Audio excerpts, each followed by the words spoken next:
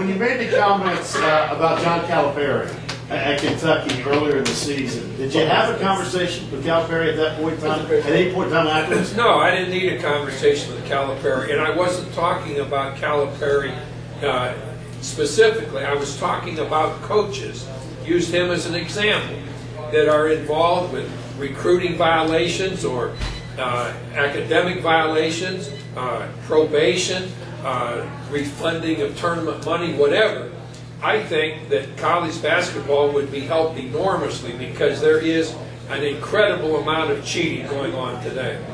And people say, well, why can't they stop that? Well, it's hard to stop. It's very difficult to get a kid to say, well, I let them cheat on me to come to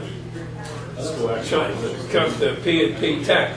And so my point was that I think one way to get at least a grasp on the cheating in college basketball is to make sure that when it happens, that the head coach is involved in the penalty. Not the school, not the incoming players. I think it's ridiculous to penalize the incoming players.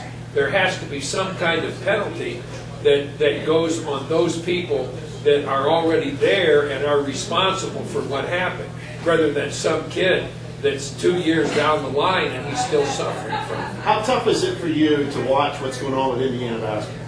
Now, I don't pay attention to that. I'm just outside out of mind. I mean, been there, done that? Yeah. Harvey, when you say that, talking about the rules violations, is it, you think it's more now than it was when you were? I think it's incredibly more now Why than it was. Well, I just don't. I think that when I started, there were a lot of coaches that were coaches, and as years passed, more and more coaches became recruiters, and more emphasis was placed on, and more pressure was placed on assistant coaches to get better talent. And you got to remember now, when Billy played and when I played, we played the same years. Only 25 teams played in the NCAA, so it was not like it is today, where there are 3 times as many playing today. And back then, only the league champions and a few independents were going to play. Now, it's like it's almost a must that you either play in the NCAA tournament or we're going to get another coach. Right. Did you watch the Masters at all? Some of it. But what's your take when you see a guy like Tiger Woods? Well, because let's be honest, there are times where he absolutely loses. There have been times where you've lost it, which might be about 5 minutes later in this interview. But what's your take when you see a guy like Tiger Woods? No, you're not. You're not. I understand you. You're not difficult enough to lose anything. Might be some truth in that. But when you see a guy like Woods, what pops out at you? That's an interesting question, because I think it would have really been bad for professional golf if Woods would have won. And the reason I say that is because here's a guy that hasn't played since last year, has not hit a competitive shot for however long, and he's capable of coming out and beating the world's best golfers under those circumstances. And I think that would have been a real shot in the rear end to the PGA Tour if that could have happened. That being said, the guy, I think, is an amazing athlete. And I've never really felt that all golfers were athletes. I think they're good golfers. Now, could they play basketball? Could they run track? Could they play baseball? That's another question. Certainly some of them can. Jack Nicklaus played basketball and baseball in high school, and others have. But others haven't done anything but play golf. But Woods is what he's done with his body. When you look at Woods from the back, he looks like he ought to be a linebacker. He's got broad shoulders and big upper arms. He's just really strong. And plus, I think he has what would go down as one of the great competitive spirits of all time. He gets mad at himself with things. He gets upset. He doesn't take bad shots easily. I think the best coaches I've ever known were guys that lost hard. I think the best hitters I've ever known were guys that struck out hard. That stayed with them a little while. never like to see a baseball player that struck out smile on the way to the dugout. So when he makes the comments that, you know what, I really need to change the way I go about my business, would you tell him, no, you beat yourself? What would you tell him? No, I don't know. You know, I don't know him. I don't know him very. I never met him. As a coach, though, as a coach to a guy that, hey, you're a great player. I only coach those guys that I know something about. All right. How about some of the players you've had that you said, you know what, if I could get under the skin of some gun, place lights out.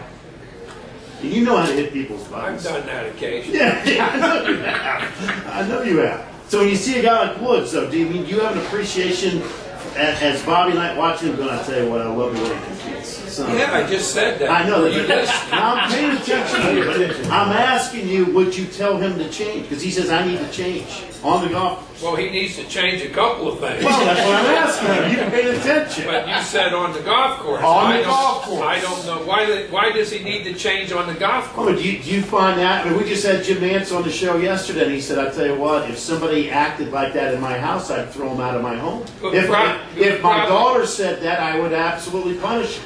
But there's a total difference in the house and athletic competition. Okay. I mean, let's don't. You're trying to make oranges into watermelons. No, I'm asking you a really. No, I'm answering the question. I'm answering the question. What Jim Nance's daughter does, because she left a cookie on the plate, is a hell of a lot different than a guy playing in a competitive match like the Masters. You can't even equate those two things. You are so different sometimes. You are unbelievable. What would you say to him, though? If you were his coach, what would you say to him? I'd say, get it on the green in 2 and 1 make putt. the putt.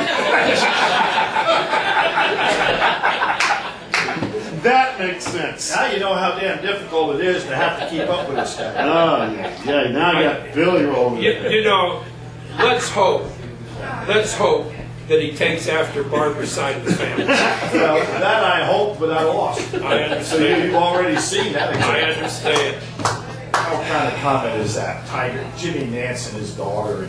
I didn't make it up. That's what he said yesterday. He was offended by it. Guest. Why are you trying to play those kind of games? I'm not playing games. This guy's got one of the great tempers in the history of sports. Tiger Woods has one of the great tempers in the history of sports. I'm curious to see what one would say about the other. What's so difficult about that question? I don't see anything at all wrong with being upset with yourself or with your team or whatever, but you can't let that go beyond that. You've got to say, okay, I missed a 3-foot putt. Somewhere between there and the next tee, you got to get that out of your mind. Have you ever thrown a club playing golf? I remember once I did. I'm trying to think. It was so long ago that I'm not. But I'll tell you what happened. And I don't think many people have done this. I threw a club toward a tree, or it was a post. It was a post, and that club got from me to you away from the post and curved right around it. I went over, picked it up, put it back in my bag. So I never worried that my clubs were matching. We got to take a quick break. We'll come back. Bobby Knight, Billy Packer, John Cook, the rest of the crew on the Primetime Radio Network.